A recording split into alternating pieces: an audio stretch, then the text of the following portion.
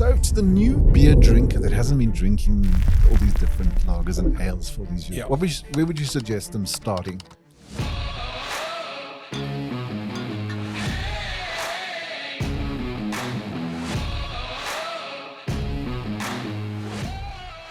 I want to talk about palate a little bit as well, because I've heard people say on a brand we used to do it on the lighter beers like the Corona or a Miller or something like that.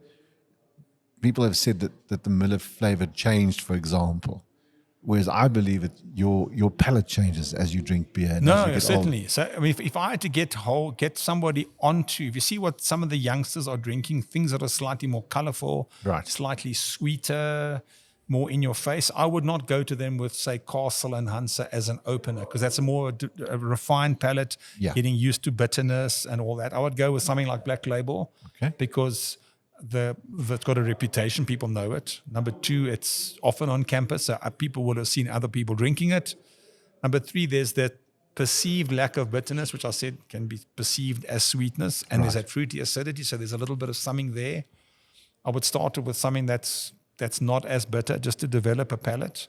And then also I would encourage people to go to some of the craft beer tastings and go to some of the craft festival where you got beers that have got lots of flavors. Okay. If a guy wants a bit of a bit of bar defense, it's nice if you know a few beer styles. You can talk to your mates and also our SAB also makes a lot of, what we call adjacencies or near beers with the brutal fruits and stuff. Where it's Flying fish. extra fruit, yeah, all that kind of stuff. So there's something and there's definitely a beer base to it, which once you're there, it's easier to change to another beer.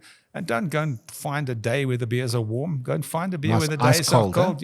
You got to tick a few boxes there to make sure that you land your first landing as a student pilot. You don't want to bounce too many times.